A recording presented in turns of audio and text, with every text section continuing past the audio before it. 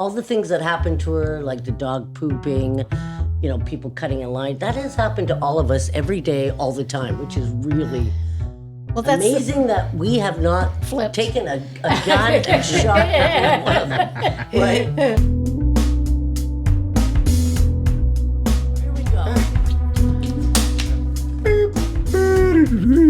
Oh, man. Hello.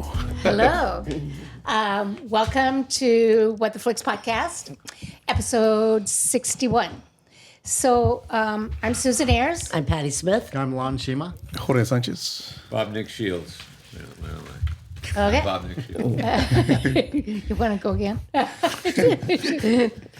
Okay. So the movies we'll be discussing today are I Don't Feel at Home in This World Anymore, Glory, Io, Septimo, and Welcome to the Sticks, or Bienvenue chez les Ch'tis. That's easy for you to say. How you like that? Welcome to the jungle. I shall take this off. Okay, so I can feel like, what's his face? the first one will be me. Yes. Okay, so my movie is I Don't Feel at Home in This World Anymore. All right. It's a mouthful. It is. Your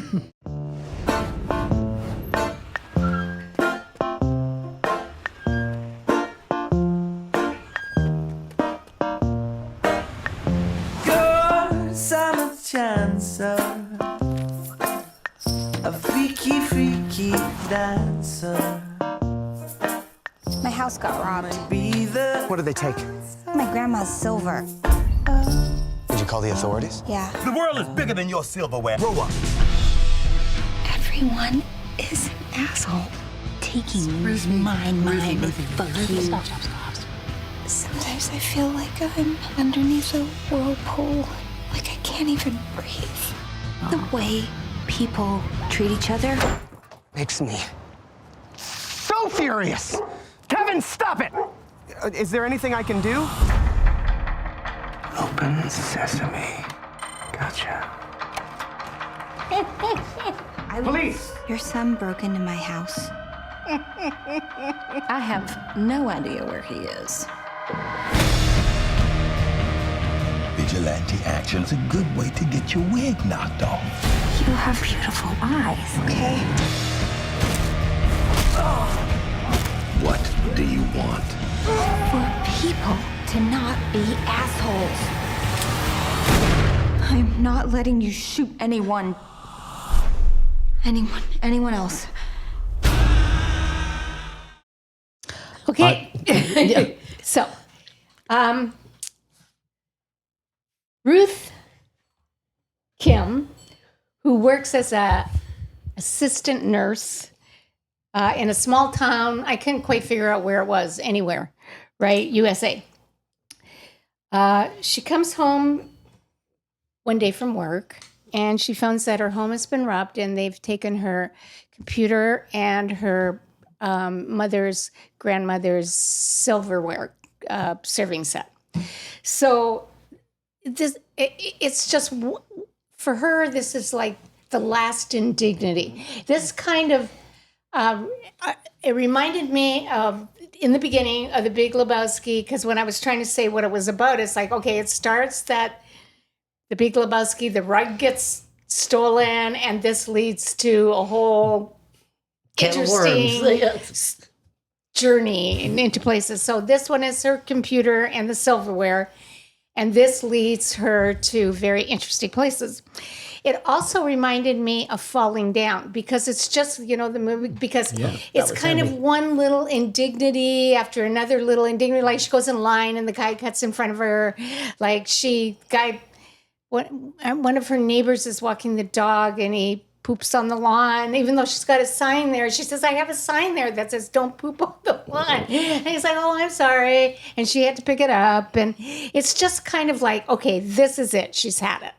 And so in that case, it reminded me of that movie, but in a more feminine way, not in a, Falling Down was a very masculine way. This was a more feminine way.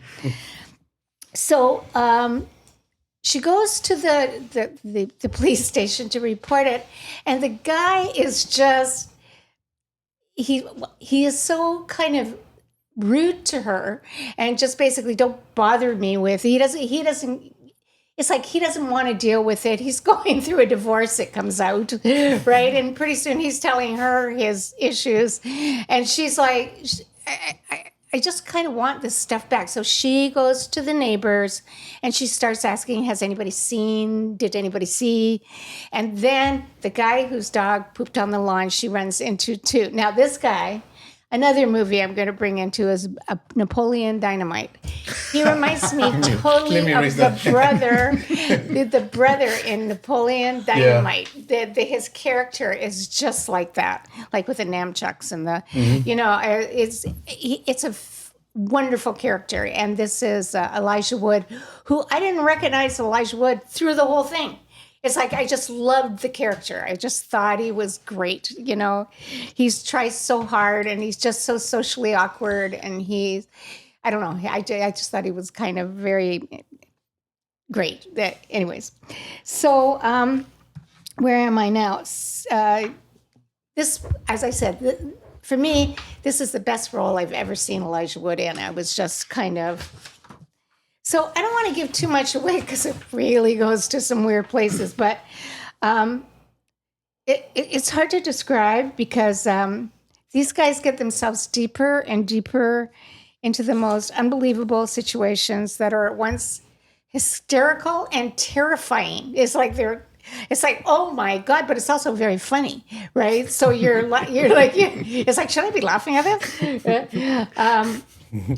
Melanie Lynskey is amazing as the young, beaten down by life already young woman.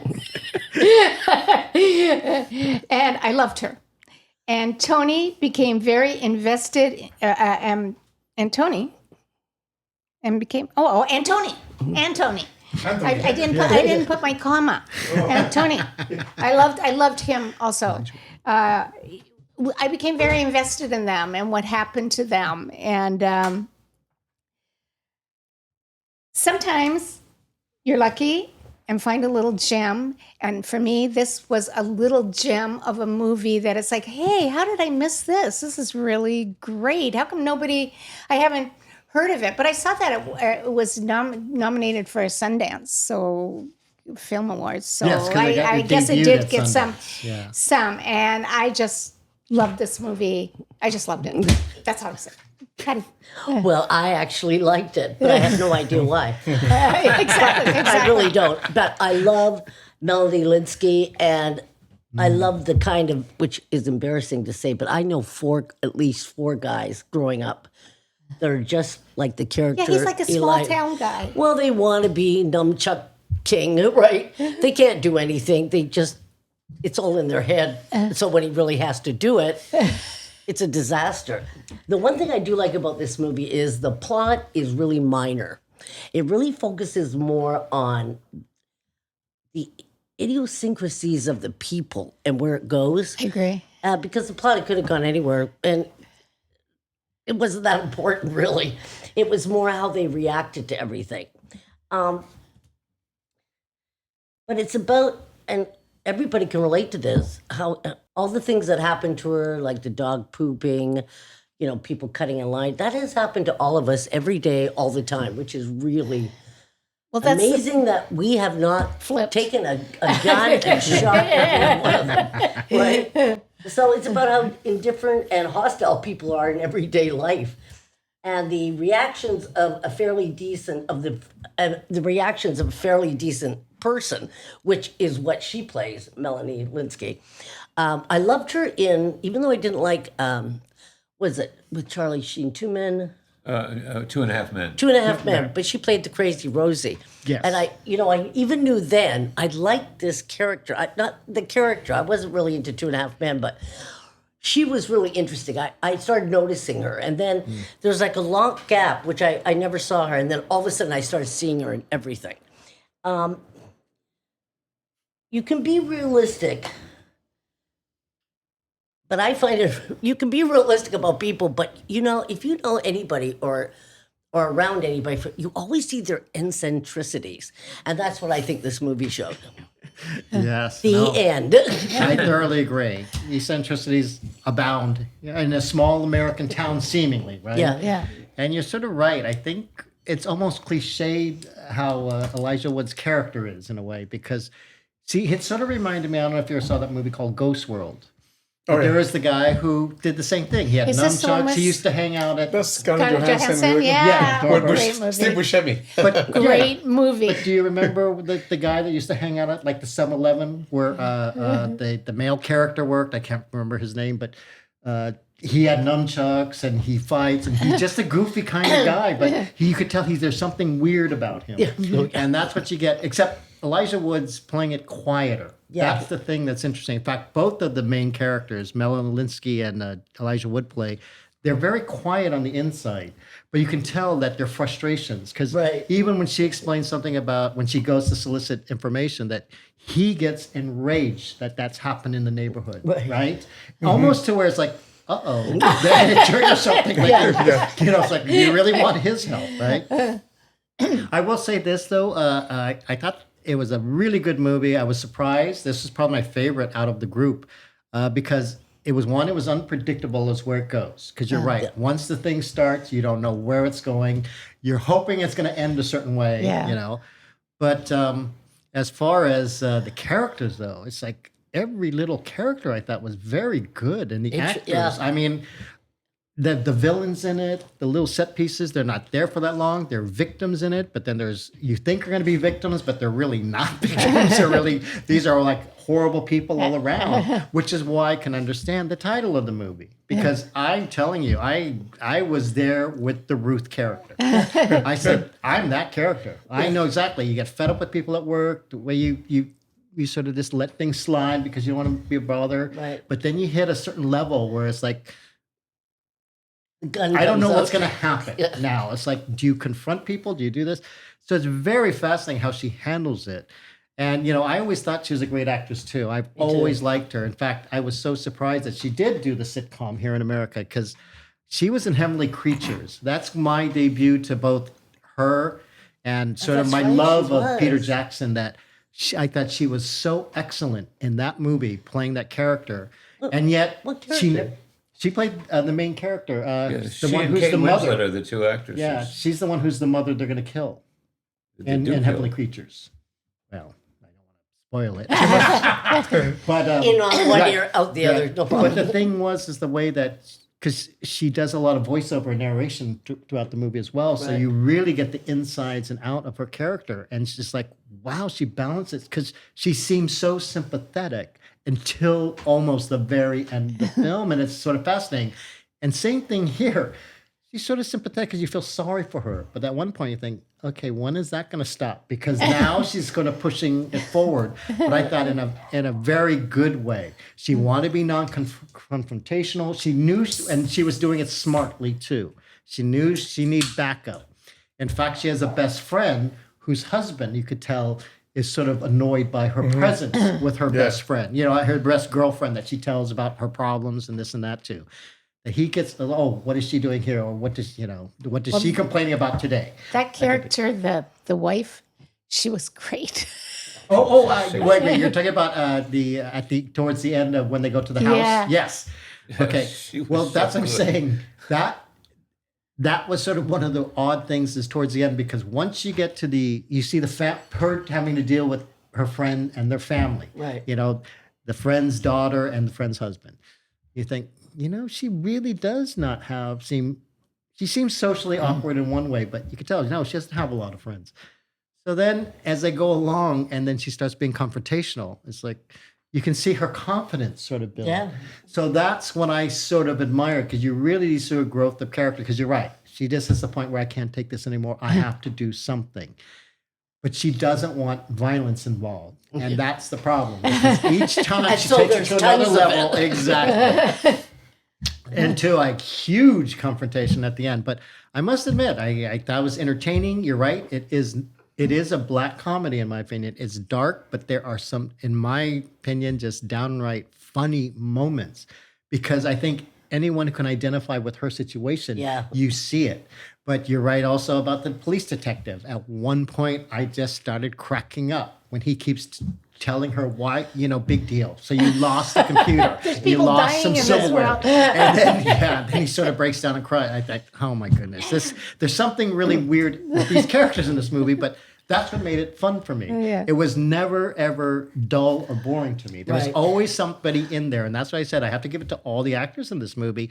And, of course, the writer and the director of the movie. I guess this was his first film, I don't remember his name. Oh, was. the The director? Yeah. I think it's the only feature he's done. There's some other stuff that he's But done. I just know that was like his debut film, and I thought He's off such to a fun good job. start. Yeah, He's off to a exactly. good start. Yeah, but that was like 6 years ago, and he hasn't done anything Yeah. since then. Maybe he's working on it. well, he maybe I he's think he's working got a up new to one it. that he's doing. Yeah, I think there is a new one he's doing. But let's see, who was that? Okay, yeah, based on Macon. I want to say Macon Blair, but that's not. That's correct. it. Macon Blair. Yeah. Okay. Yes. Oh, yeah. Actually, I love this movie too. It's one of those that I said we're going through the trailers and it still looks so interesting. It did remind me of Napoleon Dynamite too. And I was thinking of they also have the guy with I guess mass kills with the nunchucks. all those movies, all those small towns, the kids always have mass kills with nunchucks. Always one of those. And all the characters were very, very unique, very interesting. Actually, really funny. Actually, I had no idea that was Elijah Wood.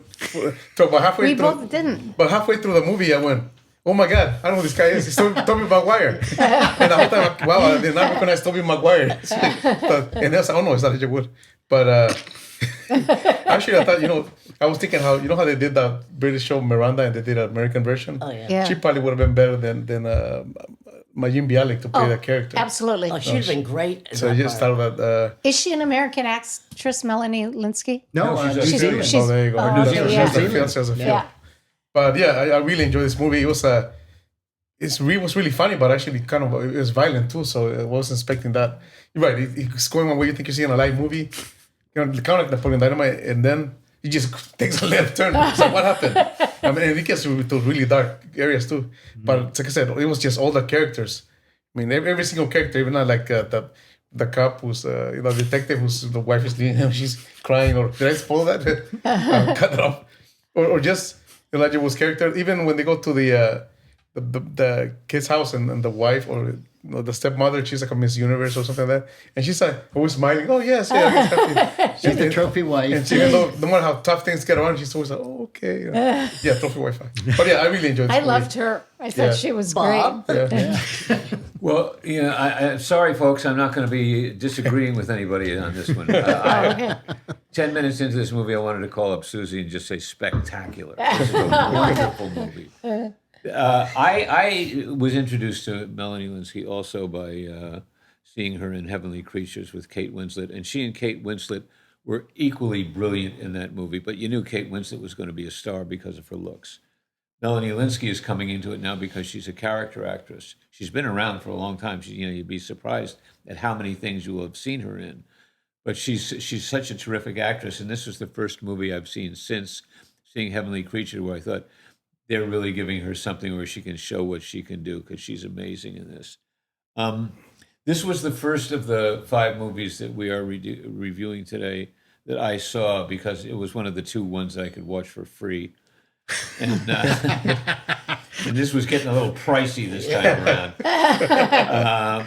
But I just, as has been cited, and I wish I could think of the actress's name now who played the, for want of a better term, trophy wife. It was like, I just, she was who is great. this? This is like such a great performance. I've never seen anybody do this take on this kind of character before. Right. And I just loved her. She was so funny. And everything in this movie is very funny. The interesting thing that you said that you guys have addressed today, which I hadn't thought of before, Susie, in your reference, comparing it to Falling Down. Yeah. Falling Down is a movie about society breaking a guy and he goes crazy and he loses himself.